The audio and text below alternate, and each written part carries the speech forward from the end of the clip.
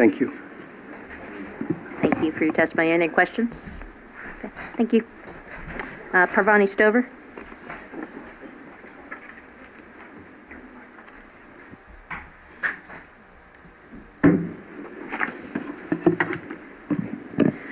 Thank you, Madam Chair, members of the committee. My name is Parvani Stover, and I'm the Legislative Director of the Department of Child Services.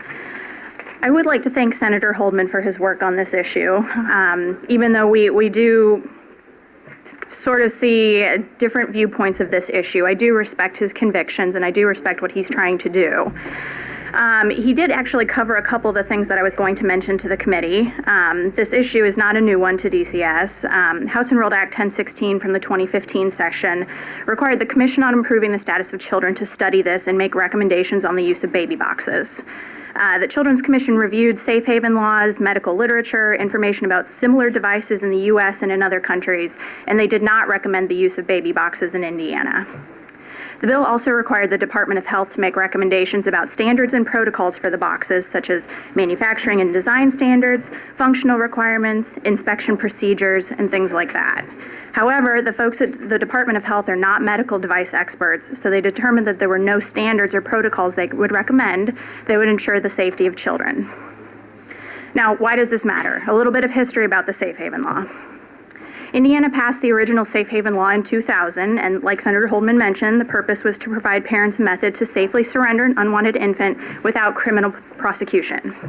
There are two separate parts to this law. First is the defense to criminal abandonment charges for parents who do surrender an infant, and second is the procedures that must be followed by emergency medical services providers and DCS when a newborn is delivered to their custody. And again, like you mentioned, the process is anonymous, so individuals are not required to disclose any information about themselves, and they won't be questioned as long as there are no intentional signs of abuse or neglect. After taking custody of the child, DCS will contact the Indiana Clearinghouse for Missing Children to make sure that the child hasn't been reported missing, and then we'll place the child in emergency foster care until a permanent adoptive home can be found. So our position on this issue, we've been pretty consistent through the whole process that we're concerned about using devices or boxes as a substitute for surrendering an infant into the arms of a person. Like Senator Holdman again mentioned, there are two boxes installed on volunteer fire stations that I'm sure you'll hear testimony about later. And we're concerned that these devices haven't been tested thoroughly enough to ensure the safety of a child who's placed inside one. If the General Assembly does decide to authorize the use of these boxes against the recommendation of the Children's Commission and DCS, then we do hope at least that any hospitals that decide to implement them will pick a medical device that has been thoroughly vetted by the FDA or the Consumer Product Safety Commission to ensure the safety of any infant placed in one. Thank you. Any questions for Ms. Stover? Thank you. Thank you. And Monica Kelsey.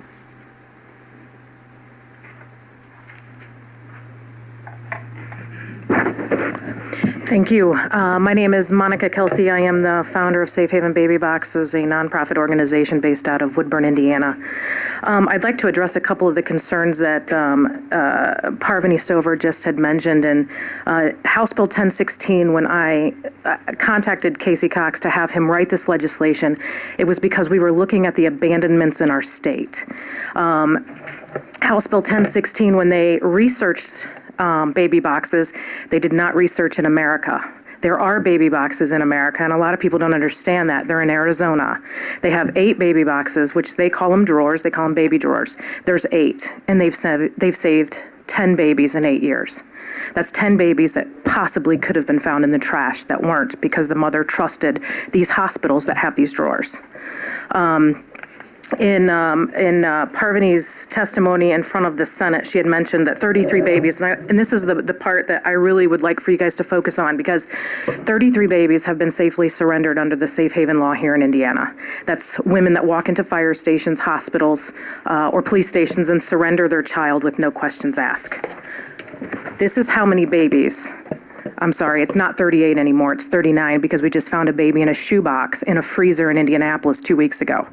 So this number is not even accurate. It's now 39 babies that were dumped in our state that did not have the protection of the Safe Haven law. And I can tell you that one of those babies was found at the doors of an ER that was frozen to death in a box because it wasn't found soon enough. There was also in 2015 in September a little boy found in North Vernon, Indiana, at the doors of a church, wrapped in a blanket. And it's not because these mothers don't love their child. They're going as far as they can, but they can't do the face-to-face interaction that DCS wants this to take place. Now, I am a firefighter and a medic in Indiana, and I can testify to the fact that we have these brochures in our fire stations. We are asked repeatedly to get information from the mother. This is not what these women are wanting. They want to walk into a place, surrender their child, and walk out. As a firefighter in a town of 2,000 people, if a young 13, 14, 15-year-old girl brought me a baby today, chances are I know her parents, and I know her brothers and sisters. She's not going to bring me a child.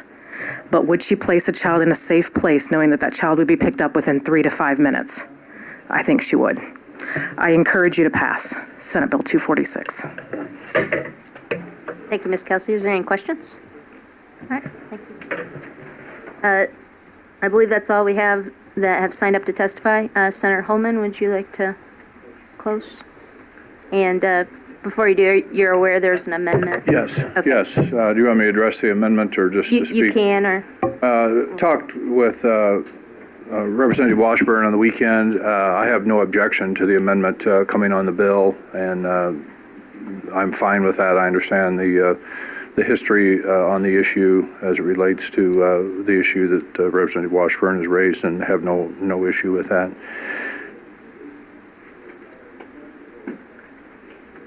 House Bill 1016 was the piece of legislation that was reviewed by the Commission on Improving the Status of Children, of which I, at the time, was a member of the commission.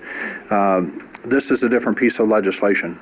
This basically says we're going to leave it up to hospitals to make that decision. Hospitals are not going to put themselves at risk to do anything to make themselves liable. But as Kathy Humbarger testified, we already have a couple of hospital systems in the state of Indiana that are interested in getting into the program because they see it as a life-saving system that can be used. It would not be FDA approved. FDA approval would take 7 to 11 years to get approval. And we're talking at a multiplier factor in cost of about 20 times what a hospital may choose to use currently, believing that they have the system under control and in place. We're here just to save babies, and we ask for your support and ask for your passage and approval of Senate Bill 246. And once again, I want to thank Representative Carball for his help. Thank you. Representative Washburn, would you explain your amendment? Sure.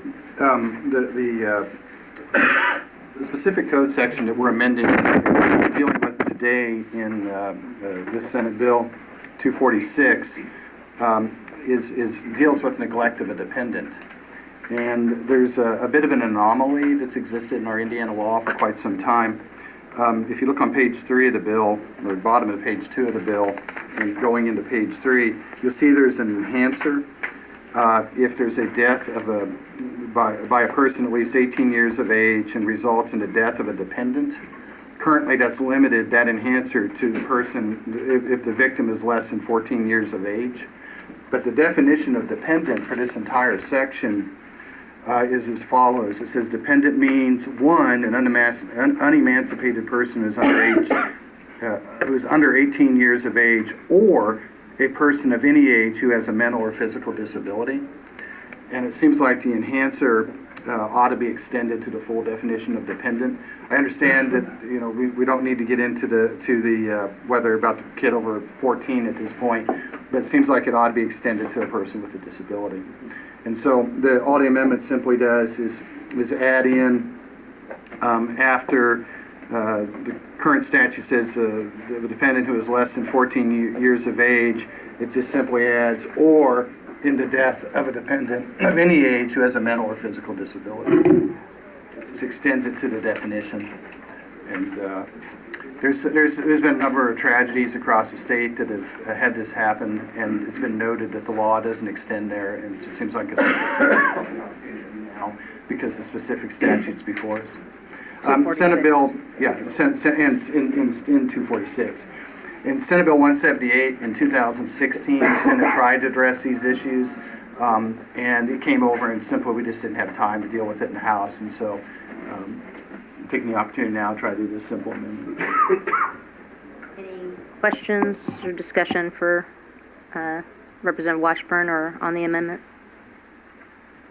Okay, can we take it by consent? Consent. Okay.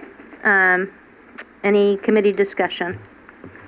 Yeah, it seems like, I'm sorry. Representative Washburn?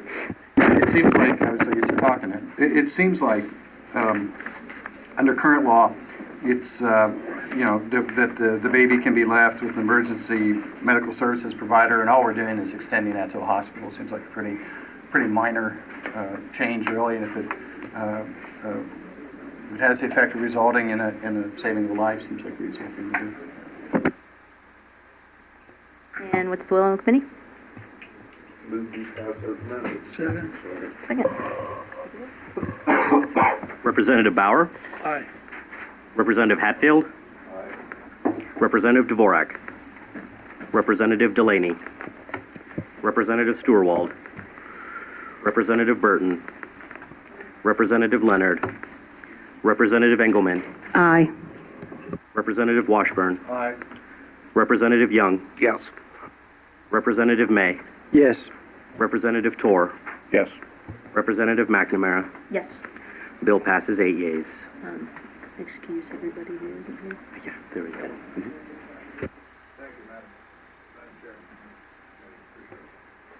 Bill passes 8-0. Next up is Senate Bill 353. Are you doing that one, Representative? Yeah, Senator Heaven's here. Okay.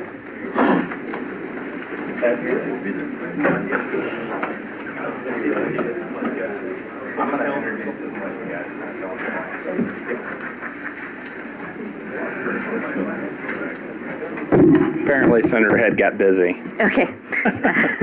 Senate Bill 353. Representative Carbone.